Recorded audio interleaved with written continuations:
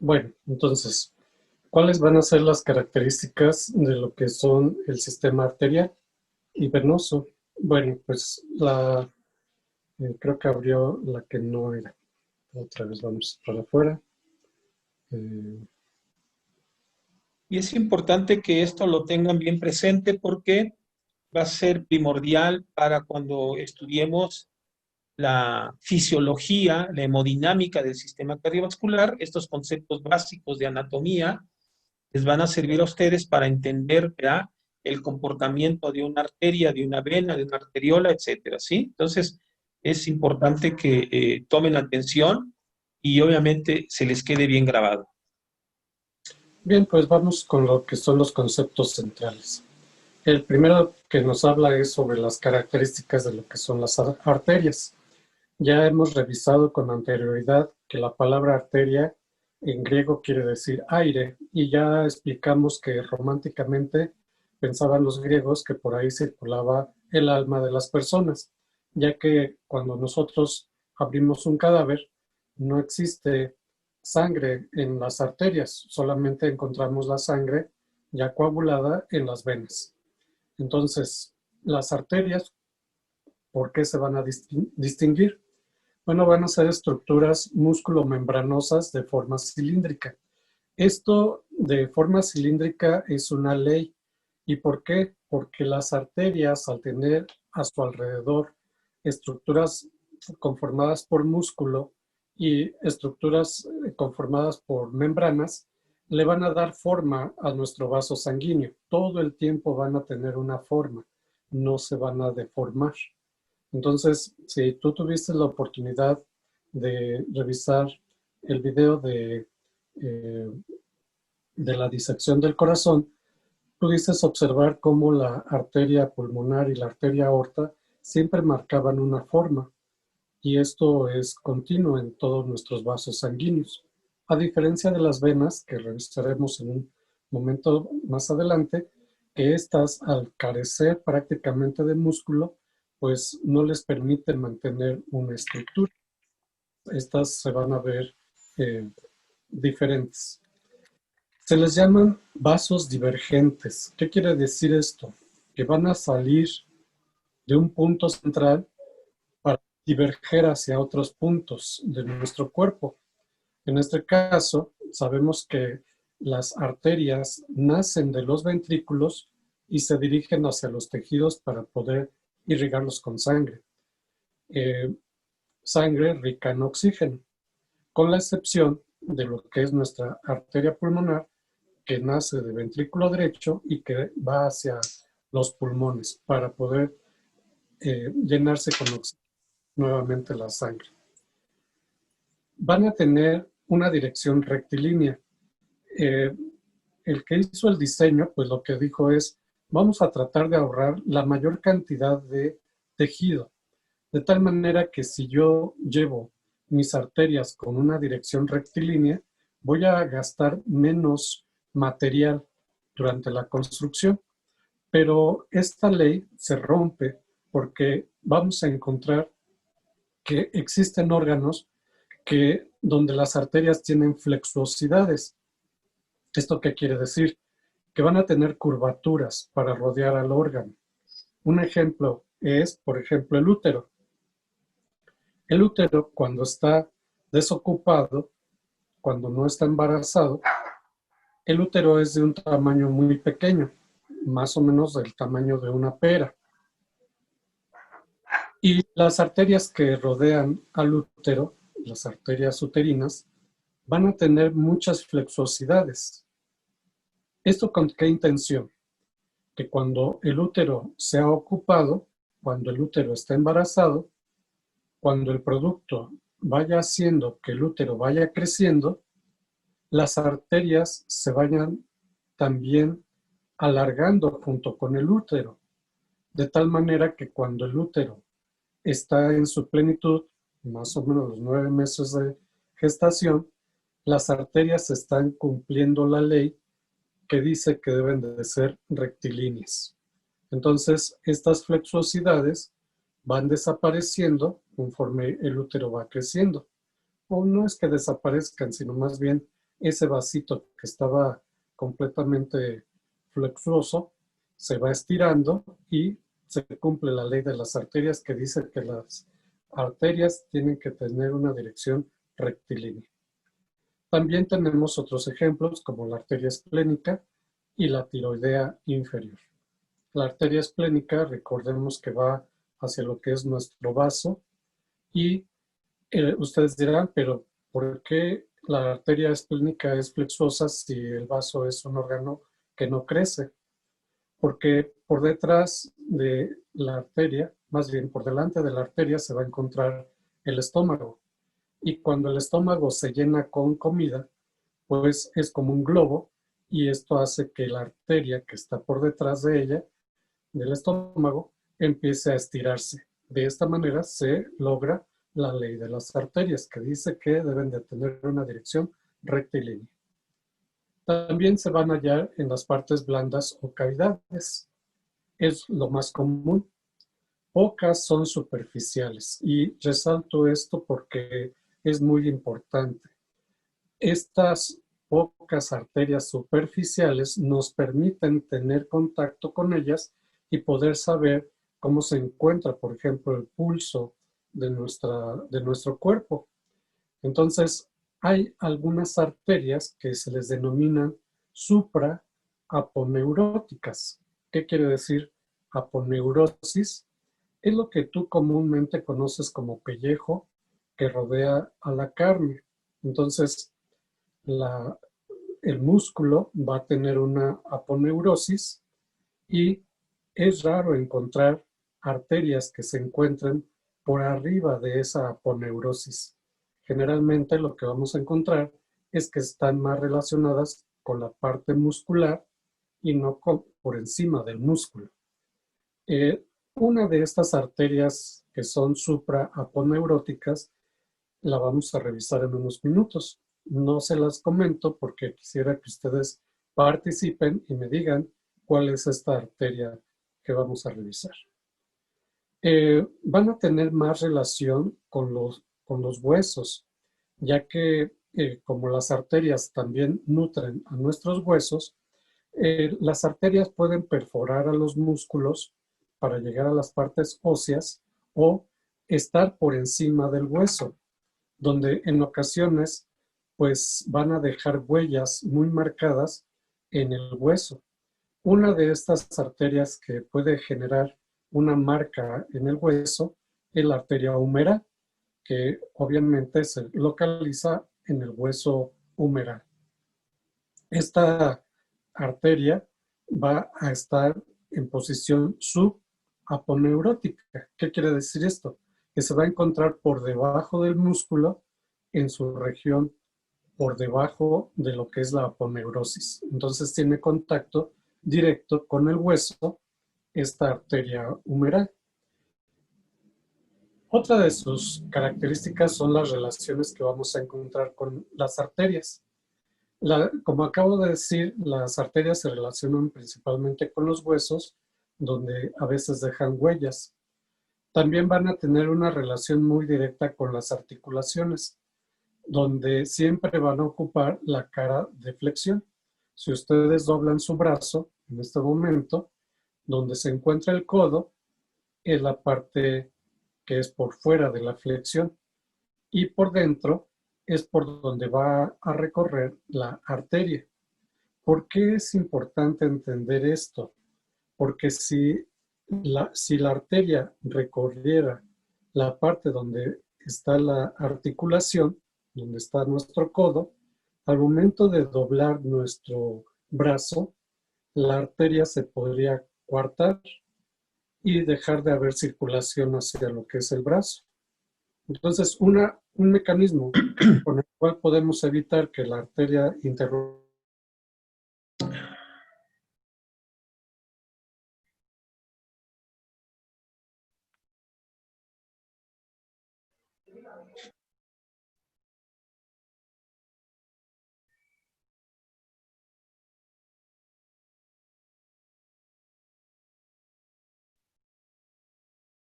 Profesor, se dejó de escuchar.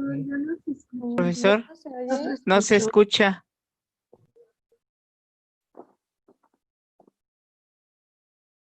Algo le pasó ahí a mí sí me escuchan. Sí. Sí. No. Que el doctor ahí quedó medio mal. Entonces, lo que decía el doctor, pues obviamente es importante también desde el punto de vista clínico, porque como bien decía, ¿verdad? Aquellas arterias que estuvieran sobre las superficies de las articulaciones se podrían ver ocluidas cuando flexionamos los brazos, ¿no? Muchas de las articulaciones tienen lo que llamamos nosotros arterias circunflejas que rodean la articulación y hay anastomosis, ¿verdad? Que unen un extremo de una arteria con la otra, tratando obviamente de evitar la flexión que pudiera tener las arterias en esta región, ¿no? Entonces tenemos arterias comunicantes y arterias circunflejas que están rodeando prácticamente la articulación, haciendo una especie de malla, ¿ya? Para precisamente evitar que la arteria principal, ¿ya? Pueda pasar por la articulación y provocar obviamente el problema de la oclusión que en algún momento se pudiera dar, ¿no?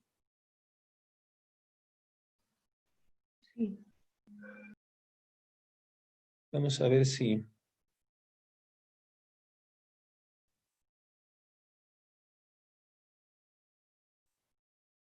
Sí se da. Entonces, todas estas características que les está hablando el doctor y que está enumerando, ¿verdad? En la diapositiva, son importantes que ustedes las reconozcan, ¿verdad? Porque obviamente es importante para el reconocimiento anatómico durante algún procedimiento o durante alguna cirugía, ¿no? Obviamente que existen, así como decía el doctor, tenemos arterias que perforan, obviamente, el hueso para nutrir el hueso o para ir por la superficie del hueso. También tenemos, ¿verdad? Arterias que están, obviamente, recorriendo el músculo y perforando también, ¿verdad? Los haces musculares para dar irrigación a cada uno de estos eh, músculos, ¿sí? Ahora que existe, por ejemplo, en el musco, en el sóleo, como se refiere en la diapositiva, en donde prácticamente es perforado este anillo del sóleo para poder penetrar la arteria desde la región de la pelvis hacia la región del muslo, ¿no? Existen en el cuerpo diferentes orificios que van a permitir, ¿verdad? El acceso de lo que llamamos nosotros el paquete vasculonervioso, por donde van a atravesar, ¿verdad? Estas estructuras, la vena, la arteria y el nervio, para estar obviamente nutriendo e inervando las diferentes estructuras que se encuentran durante su trayecto, ¿no? También vamos a ver, ¿verdad? Que eh, es importante entender, por ejemplo, la circulación en la piel. Creo que está ahí. Ya regresé. Se cayó la transmisión. Déjenme ver si Sí. estoy conectado bien al internet de la casa o estoy en otro lado. Un momento. Y porque nos llevaría mucho tiempo el estar, pues, disecando primero una arteria, después una vena, para poder meter el hilito, ¿verdad? Y saber cuál es cuál. Pero eso, afortunadamente, es muy visible el poder identificar la arteria de la vena. Ok, seguí. Sí, doctor. Vamos a ver el siguiente tema, que es ya nuestra primer vaso, que es nuestra aorta. Entonces, nuevamente les voy a compartir pantalla.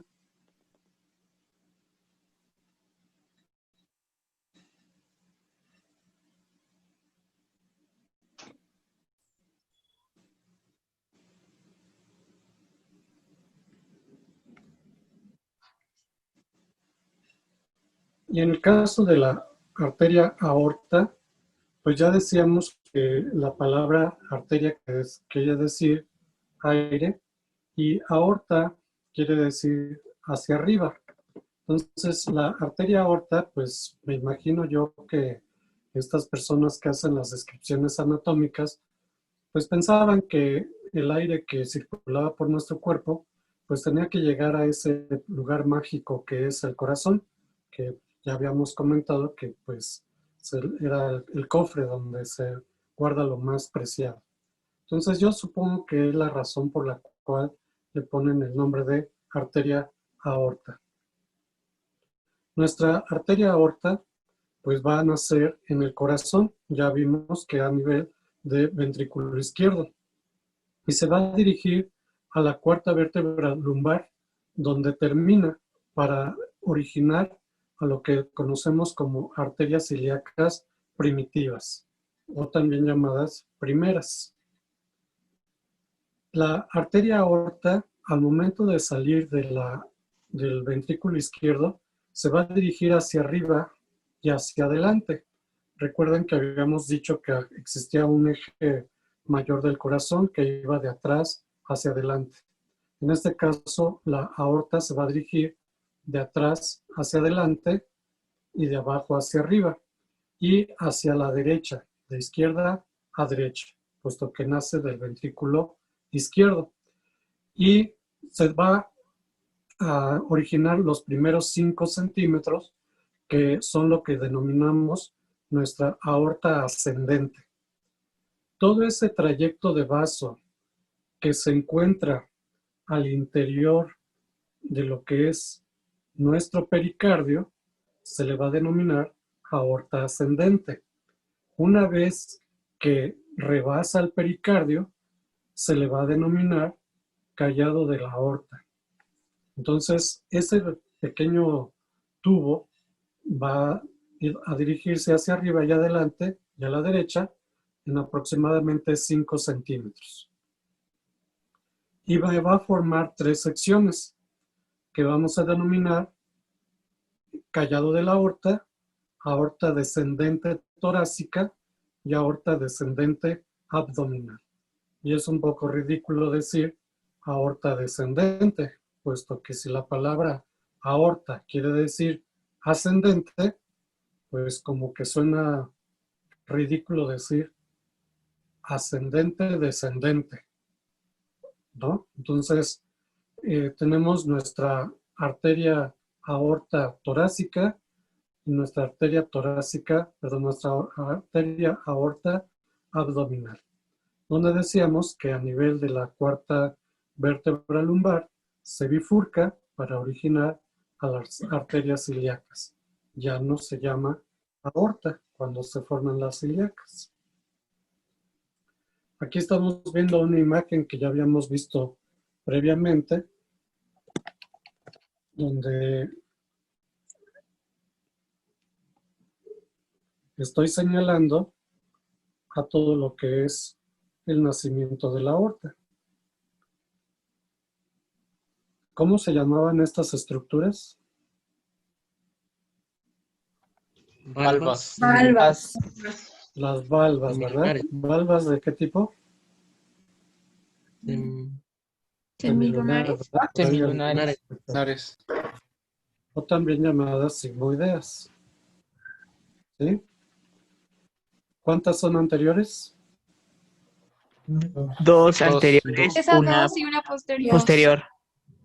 Sí, es verdad. 2 anteriores y una posterior. Tengo una anterior derecha y una anterior izquierda. ¿Están de acuerdo? Sí. Bueno, Sí. entonces, en este corte, ¿qué tipo de corte será? Coronal. Vegetal. Coronal. Coronal. Es un corte coronal combinado con sagital. Estamos viendo aquí parte de lo que es la aorta. Y vean cómo les decía yo que tiene un color cremoso por la gran cantidad de tejido elástico que contiene en su interior, la aorta, que le va a dar esta posibilidad de ser como un amortiguador de tu carro, para que cuando salga la sangre con exceso de presión, pues no se me vaya a reventar por la presión tan grande que lleva la sangre. Si aquí está solita esta valva, pues es obvio que estoy viendo la parte posterior. Y esto de acá, pues va a ser la parte anterior. Entonces tengo aquí una valva izquierda, según el dibujo, y una valva derecha. Entonces, en este dibujo,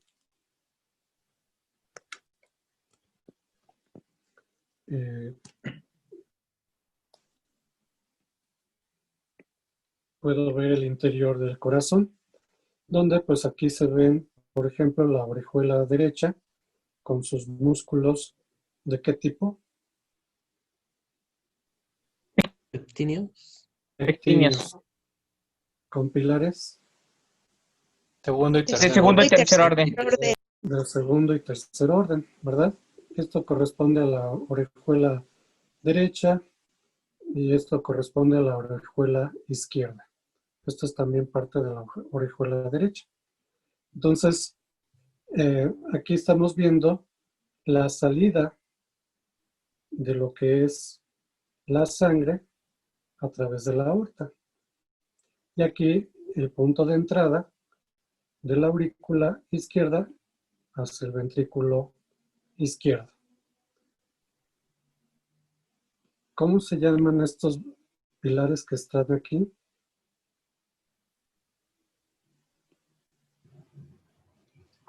¿Son los papilares? ¿Pero de qué tipo? El primer orden. Pilares de primer orden. Que en el caso del ventrículo izquierdo, pues habíamos dicho que había un pilar anterior y un pilar posterior. Aquí estamos viendo un corte de este pilar de primer orden, que es el pilar anterior, y acá en la profundidad se alcanza a percibir perfectamente estos pilares, que son los pilares posteriores del ventrículo derecho. Y aquí por el corte, pues ya se llevaron por el corte el músculo que es importante. ¿Cómo se llamaba?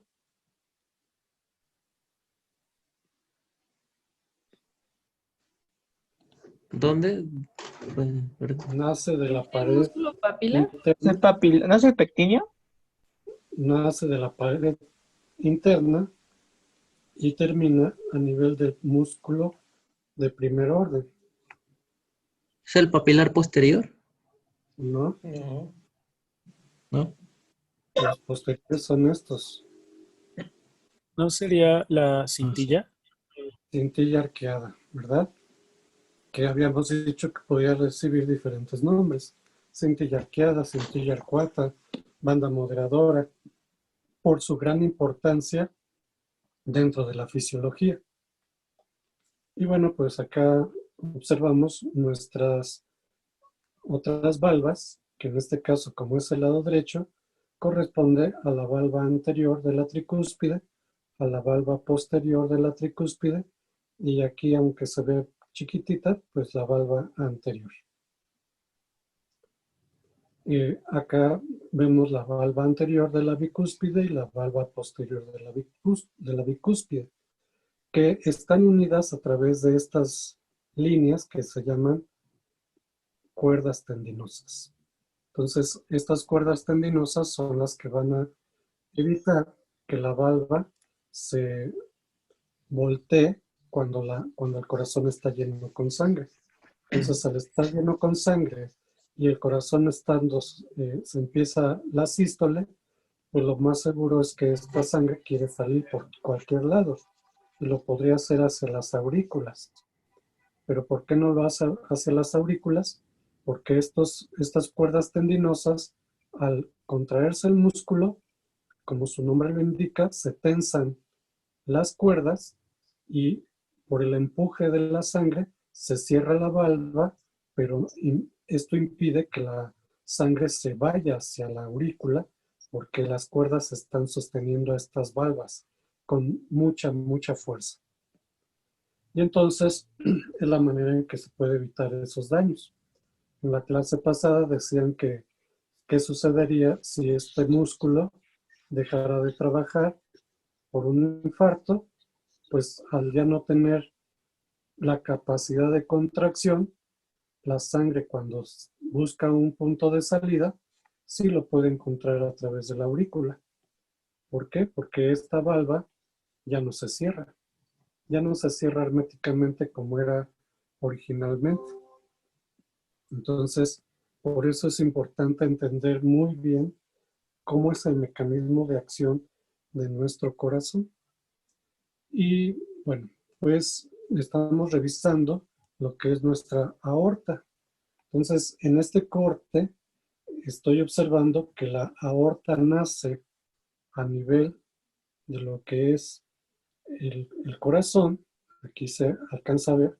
¿Se acuerdan que les decía yo que había una parte membranosa y muscular en el pilar interno? Este pilar interno. En el septum interventricular. Ay, perdón. Vean cómo aquí Meter es tan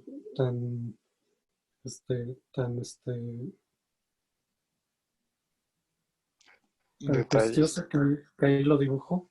Esa parte de tejido membranoso y de tejido muscular.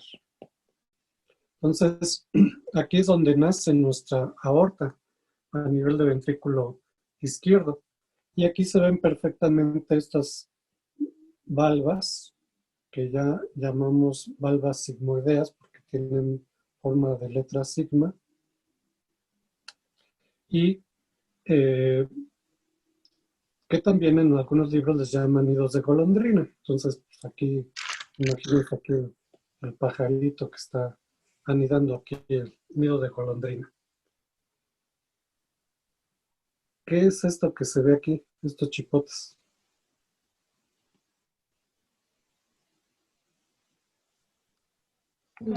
¿Nódulo? El nódulo.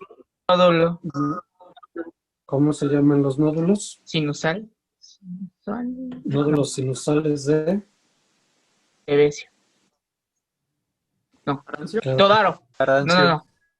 Ay, sí, ¿Ah? Arancio, sí. nódulos de Arancio. Acuérdate, puedes usar la mnemotecnia Alcohólicos Anónimos.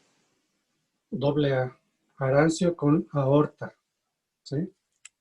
Recuerden Entonces, que el nodo sinusal es del sistema de conducción. sí, claro. Entonces, estos nodulitos pues se encuentran en el borde libre de nuestra valva, puesto que esta es la parte que se encuentra adherida a la pared. Entonces, esta es la parte adherida y esta es la parte del borde libre. Entonces, estoy viendo que eran entonces dos anteriores, una derecha, una izquierda y una posterior. ¿Sí? Y entonces, estas valvas anteriores, en su parte final o en la parte de atrás, tienen este chipote hacia adentro, como si le hubieran dado un trancazo, que se denomina seno. ¿Cómo se llaman estos senos? Seno de Valsalva. Coronarios. Seno de Valsalva. ¿Verdad? Seno de Valsalva. Senos de Valsalva, ¿verdad? Y en los senos de Valsalva, en el caso de la valva anterior, tienen un orificio. Tanto de la anterior derecha como de la izquierda tienen un orificio denominado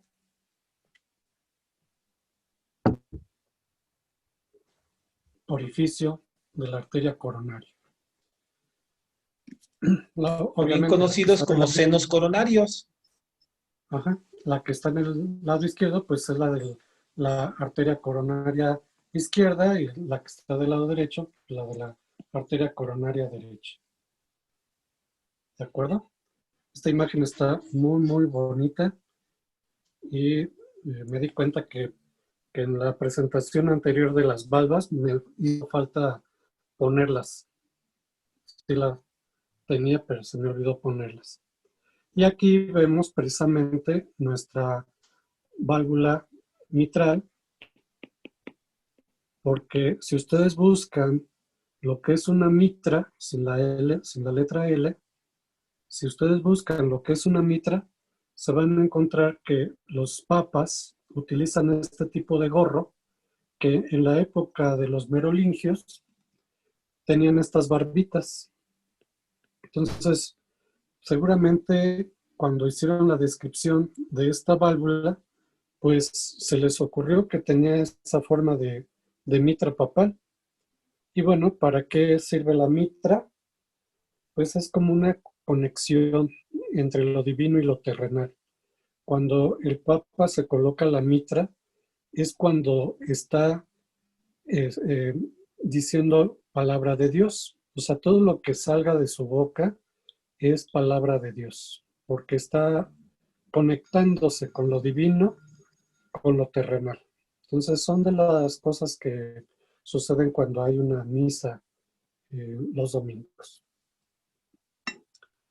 Entonces aquí coloqué esta imagen donde pues no quedó muy bonito, pero aquí está nuestro corazón. Pues ya sabemos que se va a encontrar en un eje donde 2/3 están a la izquierda, 1/3 se encuentra a la derecha y donde su eje mayor es de arriba hacia abajo, de derecha a izquierda y de atrás hacia adelante. Y la puse porque aquí se ve perfectamente cómo la aorta se dirige de abajo hacia arriba, ¿verdad? Se dirige de abajo hacia arriba, de izquierda a derecha y de atrás hacia adelante. Entonces van a ser 5 centímetros, lo que vamos a denominar aorta ascendente. Una vez rebasando lo que es el pericardio, que habíamos dicho que correspondía a la parte interna del corazón, mediastino medio, una vez que rebasa al pericardio, se va a denominar a esa región mediastino superior. Entonces, si yo te preguntase en qué región se encuentra el callado de la aorta, la respuesta es en el mediastino ¿Media? Superior. Superior. en el mediastino superior, en el mediastino superior, porque ya rebasó al pericardio, ¿verdad? Ya no está por dentro del pericardio el callado de la aorta. Si yo te pregunto dónde se localiza la aorta ascendente, se localiza en el mediastino. Mediastino medio. Mediastino medio inferior. Destino Ahora- medio inferior. Ahora sí, ¿verdad? En el mediastino medio. Y si yo te pregunto dónde se localiza la aorta descendente, Igual, en el ¿no? mediastino Mediastino inferior posterior. Posterior. posterior, ¿verdad? En el mediastino posterior. ¿De acuerdo? Entonces, esas relaciones que hemos estado revisando, pues ya las estamos aterrizando en estas imágenes. Aquí se ve el corte de nuestra aorta y vemos aquí su bifurcación. Entonces, al bifurcarse, pues me va a formar las arterias ilíacas. Entonces, ¿en qué punto se bifurcó? ¿A la altura de qué vértebra? De la cuarta. De la cuarta vértebra Dorsal. lumbar. ¿De acuerdo? Recuerda que todas son dorsales, solamente que las dividimos en cervicales, torácicas y lumbares. ¿Sí? Entonces, a nivel de la cuarta vértebra lumbar, termina la aorta para originar a las arterias ilíacas primitivas.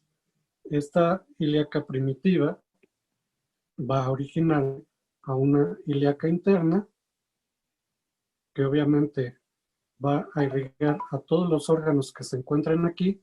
Si es hombre, pues a la porción de la próstata, etcétera. Si es mujer, pues a la porción del útero, etcétera. Y a la ilíaca externa. Esta ilíaca externa tiene que atravesar un anillo, que aquí lo está poniendo Netter, un anillo que es el anillo inguinal. Entonces, cuando rebasa al anillo inguinal, ya no se le llama ilíaca externa. Ahora le voy a llamar arteria femoral. Entonces, esta arteria femoral es importante que tú la aprendas a localizar. Entonces, practícalo todas las noches. Ve la relación anatómica, por favor. Está muy cercana a la región de lo que llamamos la región pudenda. Entonces, pues tienes que aprender a localizar esta arteria. ¿Para qué?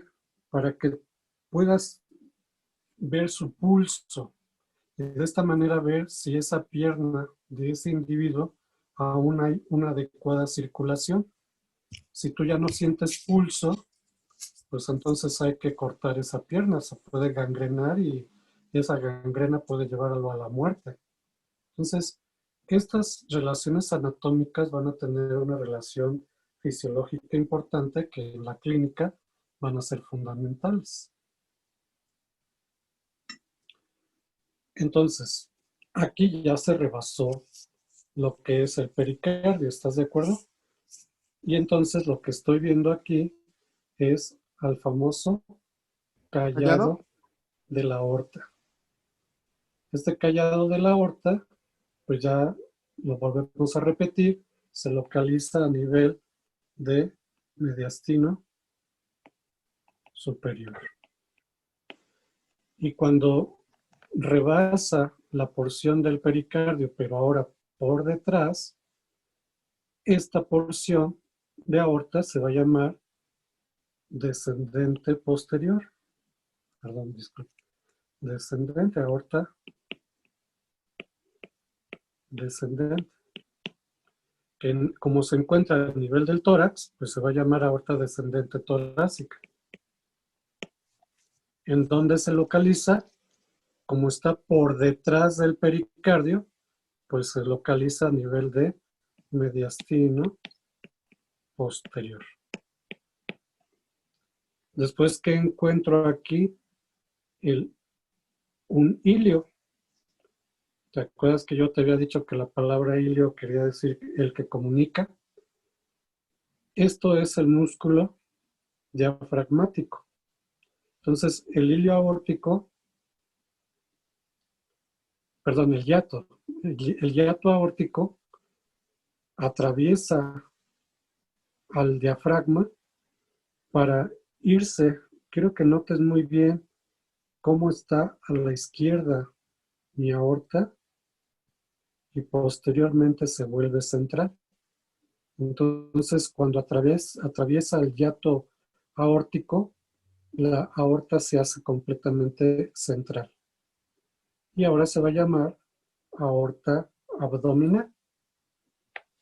Aquí la aorta abdominal están haciendo 3 vasos importantes que vamos a revisar más adelante.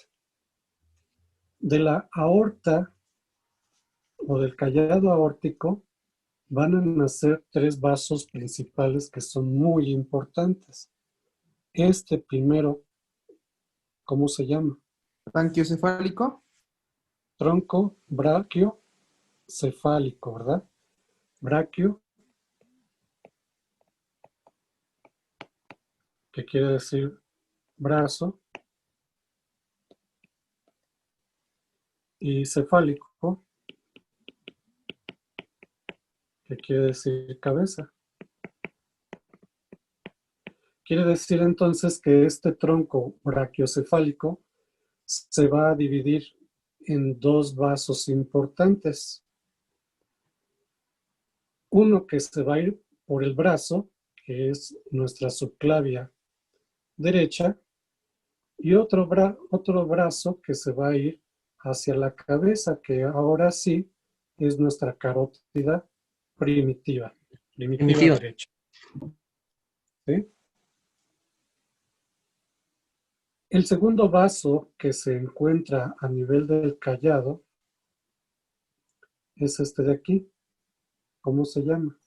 ¿Era primitivo? Carótida interna. Carótida primitiva izquierda, ¿verdad? Entonces, este de aquí es mi carótida primitiva derecha y todo este de acá es mi carótida primitiva izquierda.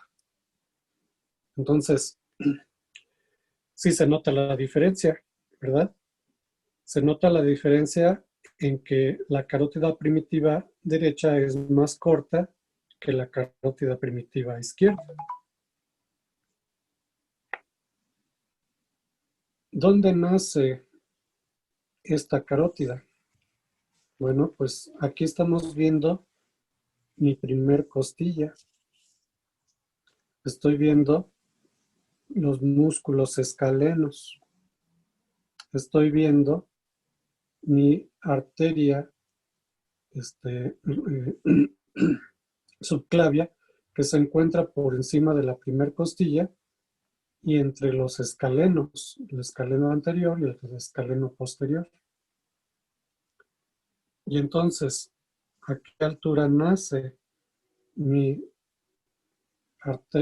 arteria? Bueno, ¿qué estructura voy a encontrar en la parte anterior de mi tórax? Una cosa que llamamos horquilla esternal. Esta horquilla esternal, la verdad es que nunca he sido buen dibujante. Esta horquilla external corresponde a qué estructura. ¿Esternón? Al manubrio del esternón, ¿verdad? Entonces,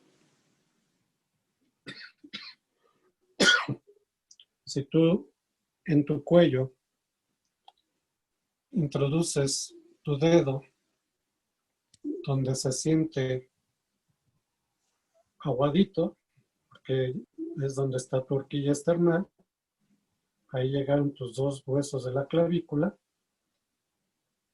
A esa altura, donde se encuentra la horquilla esternal y la clavícula, nace nuestra carótida primitiva derecha y nace nuestra subclavia derecha.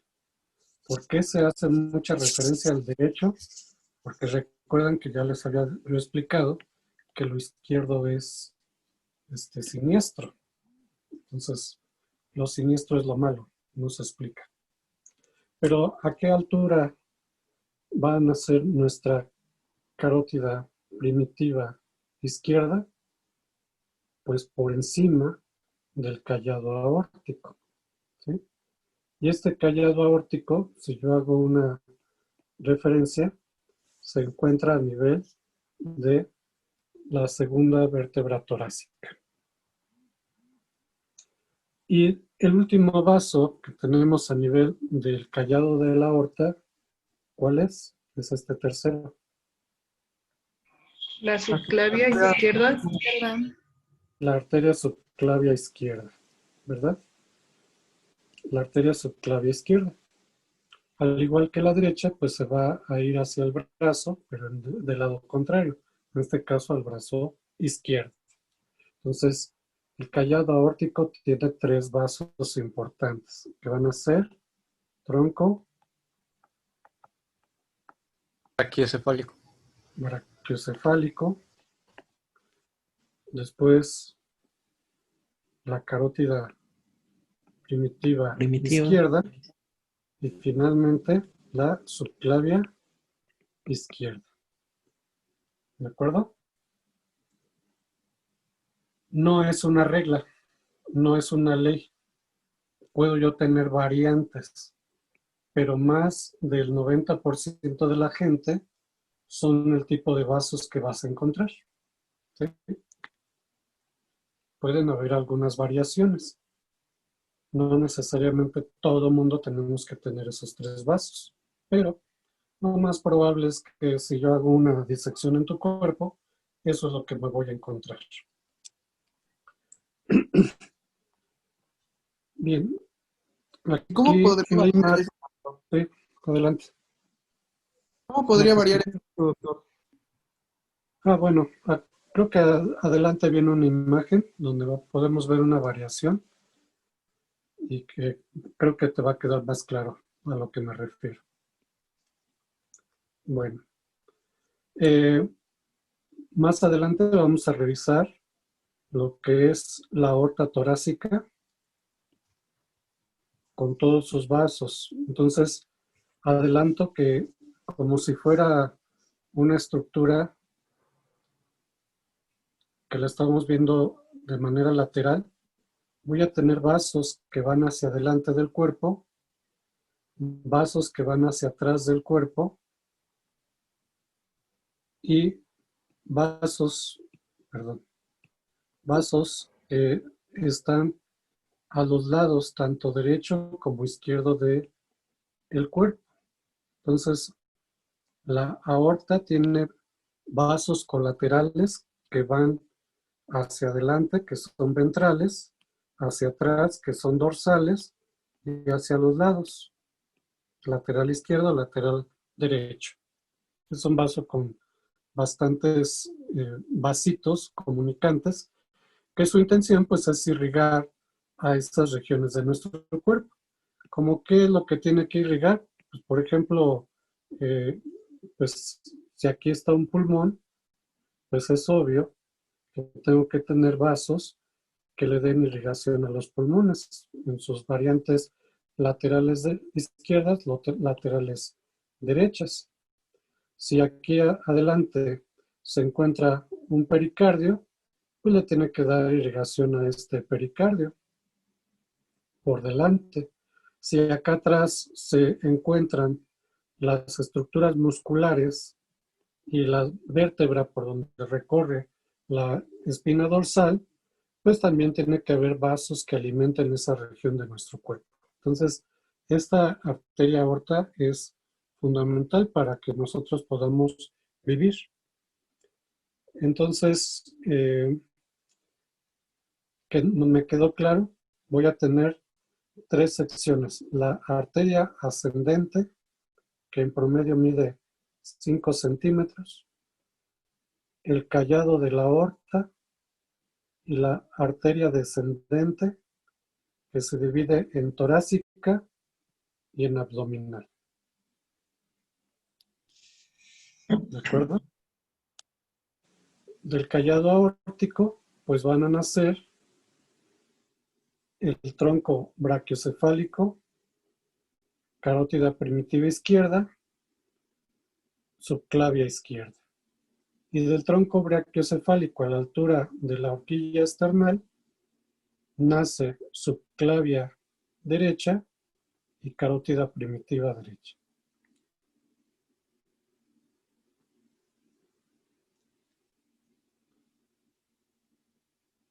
Aquí estamos viendo la aorta abdominal. Entonces, de la aorta abdominal estoy viendo por debajo este músculo que ya hemos revisado, que es el músculo diafragmático, pero ahora en su porción abdominal. En la imagen anterior se veía la porción torácica. Y de esta aorta pues van a nacer los primeros ramos, que son los ramos diafragmáticos. Son los primeros ramos que van a nacer de la aorta abdominal. Después estos 3 tronquitos que habíamos dicho que eran muy importantes. Este tronco se le llama tronco celíaco. Y de este tronco celíaco van a salir la arteria hepática, la arteria abdominal y la arteria cística. Después una mesentérica superior, una mesentérica inferior. Y al igual que explicamos hace rato que la aorta tiene vasos que son por delante, que son los que estoy señalando, también vamos a tener vasos laterales. Laterales derechos, laterales izquierdos, que son las arterias lumbares. Y por detrás también arterias. Aquí está una arteria que es por detrás, que es una arteria solitaria, que es la arteria sacra media. Y bueno, pues las arterias renales, que las vamos a revisar con más detalle conforme vayamos avanzando en el curso. Y aquí recordarles que tenemos también la división de arterias parietales y viscerales. Las parietales son arterias que van a las paredes tanto en la pared torácica como en la pared abdominal, y arterias viscerales que van a irrigar, obviamente, las vísceras. Entonces, la aorta ascendente me da las dos arterias coronarias, son las primeras arterias que nacen de la aorta, que son las arterias coronarias, como decía el doctor, que nacen de los senos coronarios en las valvas anteriores de la aorta, la izquierda y la derecha. El callado de la aorta, pues ya lo dijo el doctor, la arteria brachiocefálica, la arteria carótida común izquierda y la subclavia izquierda. Y después tenemos, ¿verdad?, lo que son las arterias, los diferentes plexos, como decía el doctor. Tenemos los ramos bronquiales, los ramos esofágicos, los ramos pericárdicos, los ramos mediastínicos, las arterias intercostales y las últimas son las diafragmáticas superiores, que serían las últimas ramas de la arteria torácica. Y ya después que atraviesa el hiato aórtico, lo que decía el doctor, se presenta la arteria abdominal con sus ramas. Ok, doctor. Así es. Sí, aquí está nuestro músculo cuadrado lumbar. Pues creo que dibujándolo sí tiene la forma de un cuadrado, ¿verdad? Y las arterias que le dan irrigación, que como decía hace unos minutos el doctor, pues van a llamarse arterias parietales. Arterias parietales porque van hacia las paredes de los músculos. Y aquí vemos a nuestro riñón con sus arterias renales, que se denominan arterias viscerales porque le dan irrigación a esta víscera. Acá arriba tenemos este órgano que es una glándula suprarrenal, también con sus arterias suprarrenales, que en este caso, pues al ser una víscera, pues también se clasifican como arterias viscerales. Creo que ya quedó un poco más claro por qué se denominan parietales y viscerales. Y al ser estas colaterales, porque están saliendo del ramo principal, todas estas van a ser arterias colaterales. ¿Quién es la arteria terminal? Pues la sacra media, por ejemplo. Ese es un ramo terminal de la aorta. Sí, doctor. Y también ahí en el abdomen, acuérdense que tenemos que hay arterias pares y arterias impares. Sí, doctor. Generalmente siempre van a ser pares. Generalmente. No es una regla, pero generalmente son pares. Tengo un riñón izquierdo, tengo un riñón derecho. Entonces, pues ahí van a ser pares. Pero, por ejemplo, el tronco celíaco es único. No hay dos troncos celíacos. ¿Y esa es una rama visceral? El tronco celíaco sí. Sí, recuerda que salen 3 vasos que van para 3 vísceras, para el hígado, el estómago y el vaso.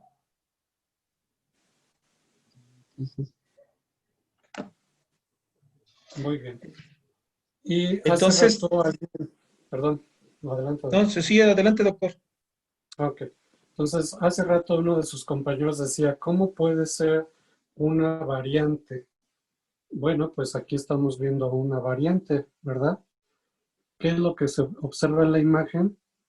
Que no existe ningún tronco brachiocefálico, sino que nació directamente la carótida primitiva derecha, la carótida primitiva izquierda y la subclavia izquierda.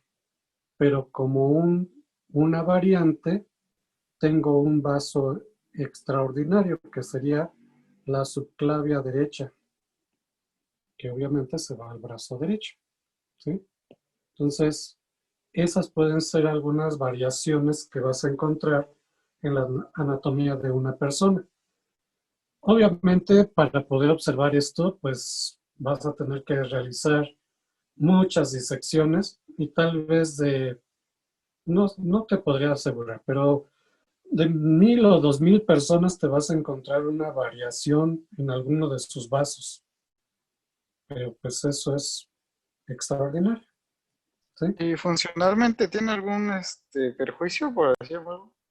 No, porque finalmente está irrigando al brazo derecho de la persona, entonces no va a pasar nada. ¿Sí? En ocasiones son hallazgos clínicos extraordinarios. ¿Por qué son hallazgos clínicos extraordinarios? Porque la persona llegó con alguna dolencia, sacas alguna radiografía o sacas alguna imagen y descubriste eso y ya fue un descubrimiento. ¿Sí? Como puede ser personas que su corazón, en vez de estar la punta en el lado izquierdo, la punta está en el lado derecho. A esa variante se le llama dextrocardia. Y no pasa nada. Crecen, se reproducen igual que cualquier persona.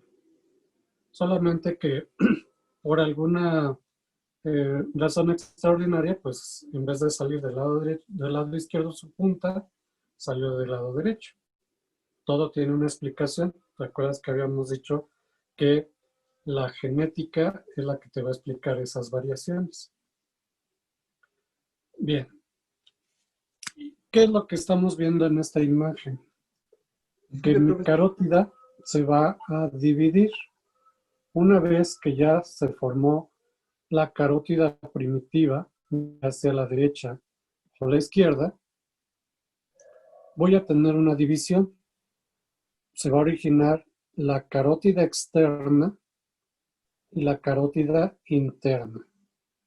Lo dije bien. Ustedes van a decir, oiga doctor, pero está señalando usted la parte externa. Sí, eso es algo curioso.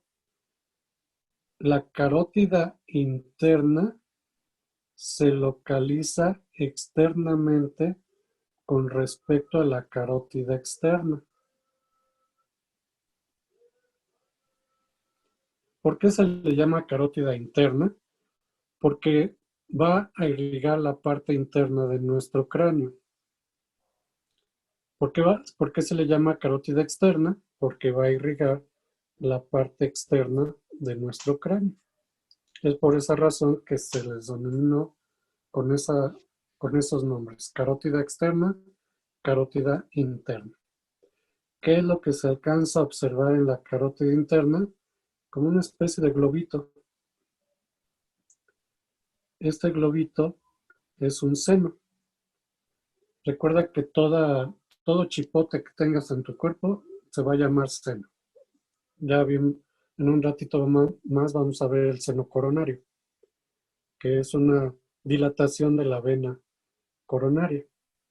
Entonces, esta dilatación de la arteria carótida, denominado seno carotídeo, tiene una función muy importante.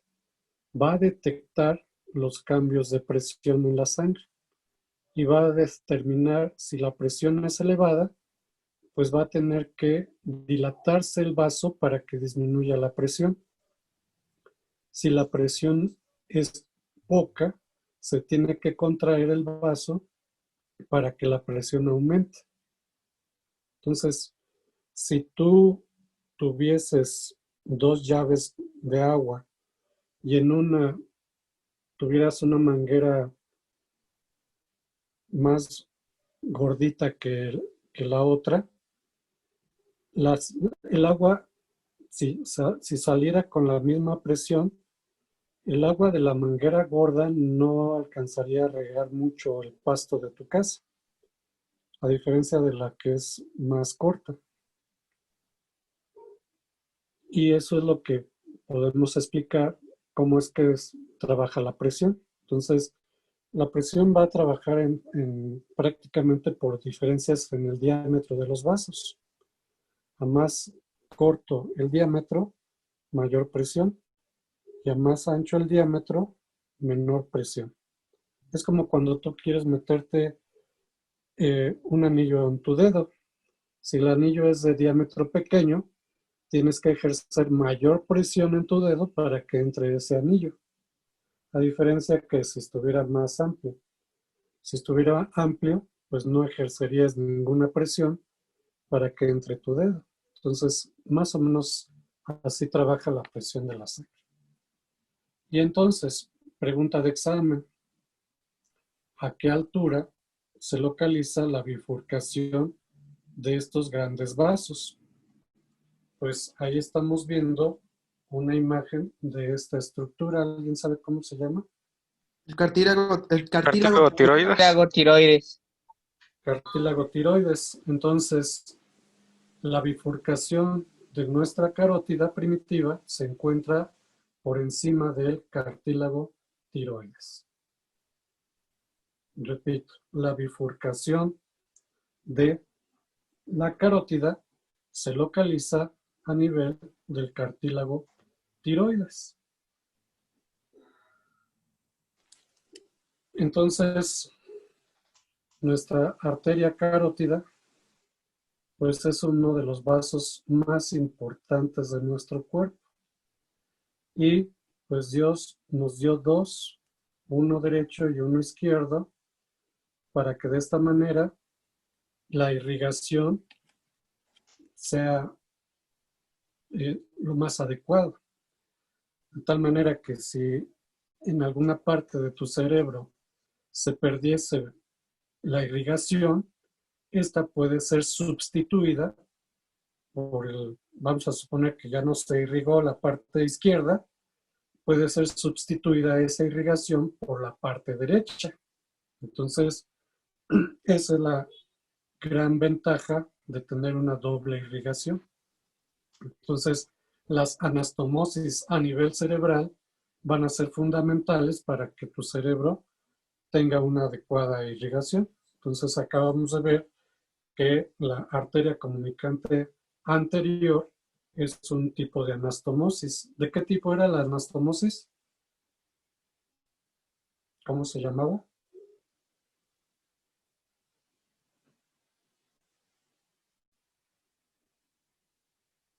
Anastomosis transversal, ¿verdad? Anastomosis transversal. Perfecto. Sí, nada más que recordarles también que desde el punto de vista fisiológico y clínico, pues esta regla no se da. Primero porque es un vaso muy pequeño el que está comunicando uno. Cuando tenemos un infarto cerebral es porque se tapó alguna de mis arterias cerebrales. Ya la más común es la arteria cerebral media. Si realmente funcionara, ¿verdad?, que el lado derecho me corrija el lado izquierdo, pues no quedaría la hemiplegia. Sin embargo, sí existe. Entonces, aunque estén comunicadas, obviamente no es suficiente un riego para mantener el funcionamiento de un hemisferio cerebral. ¿Sí? Entonces, esto sí existe esa comunicación, pero no son funcionales. Tengo, por ejemplo, estenosis de la carótida y voy a tener seguramente lipotimias, voy a tener desmayos, ¿sí? Porque no es suficiente el riego sanguíneo que llegue a ese hemisferio y me está dando, obviamente, problemas importantes.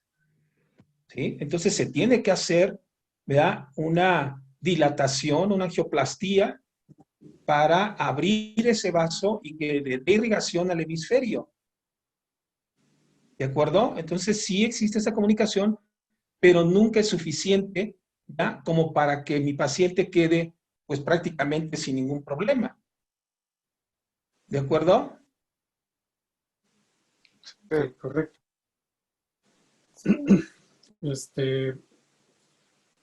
Recuerden que la palabra estenosis quiere decir estrechamiento. Bueno, creo que esta es la última diapositiva. Sí. Me regreso con ustedes.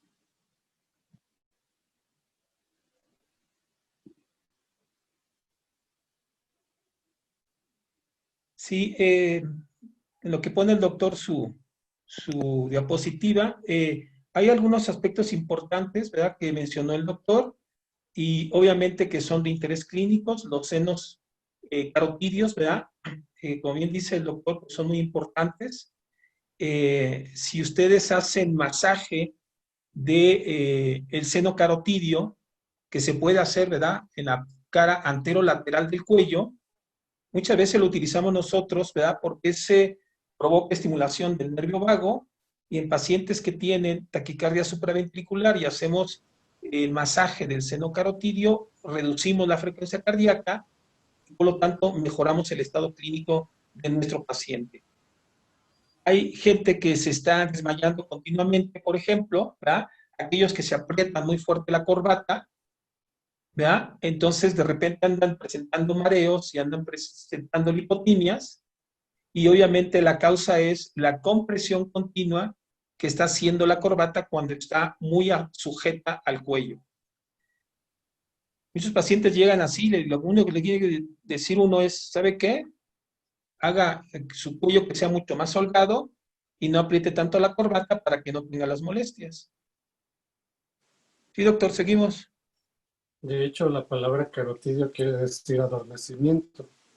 Entonces, las personas que en su momento presionamos esta arteria, se pueden, como dice el doctor, pueden llegar a desmayar, debido a que se corta la circulación hacia la porción de la cabeza. Bueno, vamos a darnos un pequeño receso. Son las 7:53.